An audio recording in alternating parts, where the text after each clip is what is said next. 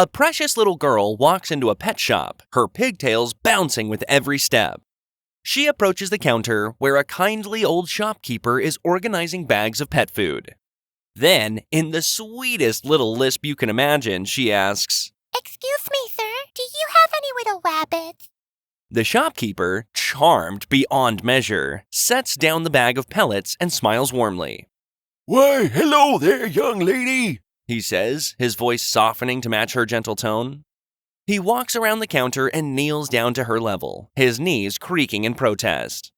"Do you want a little white rabbit, or a soft and furry black rabbit?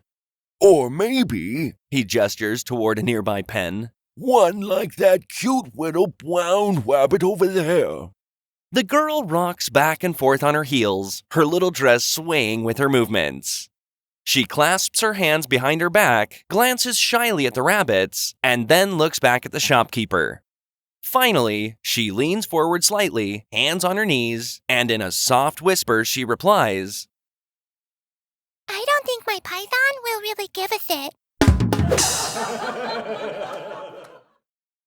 A weathered old pirate walks into a tavern, his boots echoing on the creaky wooden floor. As he approaches the bar, the bartender looks up and does a double take. "Wow!" the bartender exclaims. "I haven't seen you in ages! What happened to you? You look terrible!" The pirate raises an eyebrow and replies, "What do you mean? I feel just fine." The bartender shakes his head in disbelief and points down at the pirate's leg. "What about that wooden leg? You didn't have that before." The pirate glances down at his wooden peg leg and gives it a tap. "Ah, that," he says with a wave of his hand. "We were in a fierce battle, cannonballs flying every which way. One of 'em took me leg clean off, but they patched me up good, and I'm right as rain now." The bartender nods slowly, then his eyes widen as he notices something else. "Well, all right then, but what about that hook? You didn't have that hook for a hand last time I saw you." The pirate, now leaning casually against the bar, raises his hooked hand and looks at it as if it's no big deal. "Aye, that was another battle," he says. "Boarded an enemy ship, swords clashing. Next thing I know, some scallywag cuts me hand clean off, so they gave me this hook. It's a bit tricky for scratching, but I've gotten used to it." The bartender nods again, then says, "Okay, if you say so.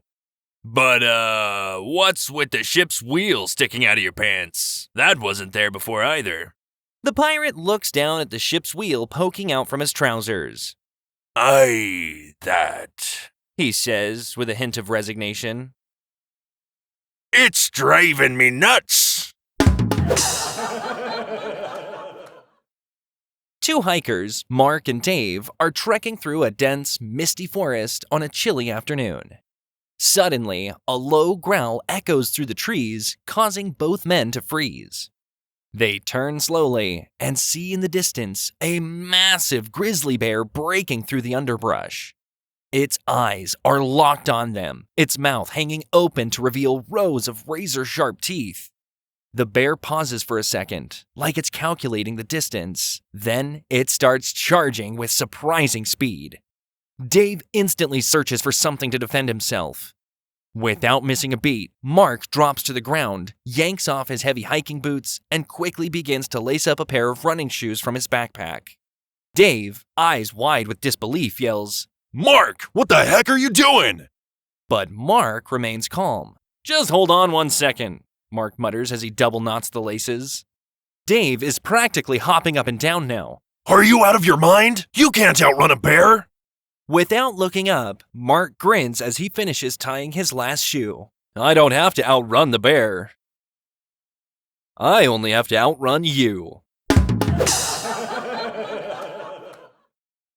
A man is sitting in a window seat on a plane bound for New York. Just before takeoff, a large businessman, impeccably dressed in a beautiful designer suit, walks down the aisle and takes the seat right beside him. A few minutes later, the plane takes off. For a while, all was well, until the man realized that he was feeling a little nauseous. He thinks about heading to the washroom, but notices that the businessman is sound asleep, his bulk blocking the way. Not wanting to disturb him, the man tries to control his queasiness, hoping it will pass. Minutes turn into an hour, and the nausea only gets worse. He shifts uncomfortably in his seat, beads of sweat forming on his forehead. He takes deep breaths, trying to calm his stomach, but it's no use. He looks over at the businessman, who is still in deep slumber, completely oblivious to his distress. Eventually, the man reaches his limit. He can't hold it back any longer, and, with a feeling of dread, he throws up all over the sleeping businessman. The sudden mess jolts the businessman awake. He looks down at his once pristine suit, now covered in vomit, with a mix of horror and disbelief. The first man, trying to mask his embarrassment and discomfort, looks at the businessman and asks, "So, do you feel better now?" An American couple are on an exciting road trip through the picturesque landscapes of Canada. They've been driving for hours, enjoying the scenic beauty, when they realize their gas tank is almost empty. So, they pull into a quaint little gas station nestled in a small town. The husband steps out to fuel up the car, while his wife stays inside, fiddling with the map and trying to figure out where they are. Before he goes inside to pay, his wife rolls down the window and shouts, Hey, honey, don't forget to ask them where we are. I can't make heads or tails of this map. The husband gives her a thumbs up and heads into the station. Inside, he's greeted by a friendly attendant with a big smile. He pays for the gas and then remembers his wife's request. "Oh, by the way," he says, "could you tell me where we are?" The attendant, still smiling, responds with a thick accent. "Saskatoon, Saskatchewan." The husband nods, thanks the attendant, and walks back to the car. As he gets into the car, his wife eagerly asks, So, where are we? The husband looks at her and replies, "He doesn't speak English." After what feels like an eternity of waiting in a crowded lobby, a man is finally called into the U.S. Patent Office. He walks in clutching a small paper bag in his hand, his invention tucked safely inside. Behind a large oak desk sits the patent officer, a man who has clearly seen a parade of half-baked ideas come through his office all day. "So, what do you have to show me?" The patent officer asks, already bracing himself for disappointment. The inventor smiles, a twinkle in his eye, and pulls a shiny red apple from his pocket. He places it on the desk with a flourish, as if revealing something extraordinary. The patent officer raises an eyebrow, unimpressed. "An apple? Seriously? That's not exactly a groundbreaking invention." The inventor leans in, his voice brimming with enthusiasm. Oh, no, you don't understand. This is no ordinary apple. This is a special hybrid I developed myself. Go ahead and take a bite and tell me what you think. The officer looks skeptical, but takes a cautious bite. "Tastes like an apple," He says flatly, as if he's just confirmed his suspicions. Turn it around and take another bite. The inventor insists, his grin widening. The officer sighs, but obliges. He bites into the other side, and suddenly, his eyes widen in disbelief. "Wait a minute, this tastes like an orange. How did you do that?"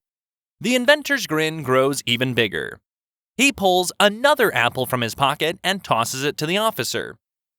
Here, try this one. The officer takes a bite, and his face lights up. "Peach! It tastes just like a peach!" Turn it around, The inventor urges, barely able to contain his excitement. The officer flips the apple over and takes a bite. "Banana! This one's incredible!" He says, shaking his head in awe. The patent officer leans back in his chair, clearly impressed. This is amazing, he admits. It's a shame you can't make one that tastes like a woman's you-know-what, He says jokingly. The inventor's smile becomes sly as he reaches into his bag once more. Well, funny you should say that, he replies, pulling out another apple and handing it over. Try this one. The officer eagerly bites into the apple, but almost immediately his face contorts in disgust. This tastes like shit. He exclaims, gagging a little. The inventor simply nods, unfazed, and with a knowing smile, he says, Turn it around. An Englishman, a Frenchman, a beautiful blonde teenager, and an old lady find themselves sharing a cramped train compartment as it winds its way through the Alps.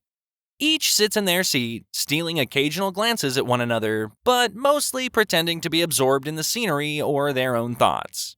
Every now and then, the train passes through a tunnel, during which time the compartment is plunged into complete darkness. During one such tunnel, the darkness is absolute.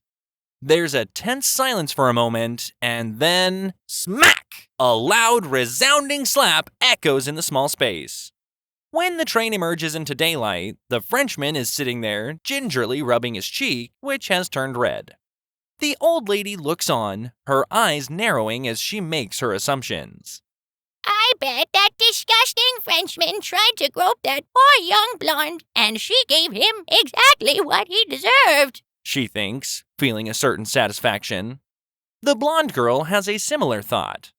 I bet that filthy Frenchman was looking to grope me in the dark, mistook the old lady for me, and she slapped him. The Frenchman, still wincing from the sting, is still deep in thought. I bet that boyish Englishman touched up the innocent girl in the dark, and she slapped me by mistake. Meanwhile, the Englishman, sitting there with an almost imperceptible smirk playing at his lips, thinks to himself, I can't wait for another tunnel so I can slap that bloody French again. The teacher asks the class to share an exciting event that happened to them during the past week. Billy, you go first. Says the teacher. What exciting thing happened to you this past week? My parents took me and my little brother to an amusement park last Saturday. Pipes Billy. That sounds very exciting. Exclaims the teacher. Next, Cindy raises her hand. Cindy, what about you? Asks the teacher. I went to my cousin's wedding, Says Cindy. How wonderful! Replies the teacher. At this point, little Johnny is waving his hand in the back of the class. The teacher tries to ignore him by looking around the room and asking, Does anyone else want to share? Little Johnny is still the only child with their hand up. The teacher sighs. Okay, Johnny, what exciting thing happened to you? Little Johnny boasts excitedly. My daddy fell into a well! The teacher, alarmed, exclaims, Good Lord! Is he okay? Little Johnny just shrugs. He must be. He stopped calling for help yesterday.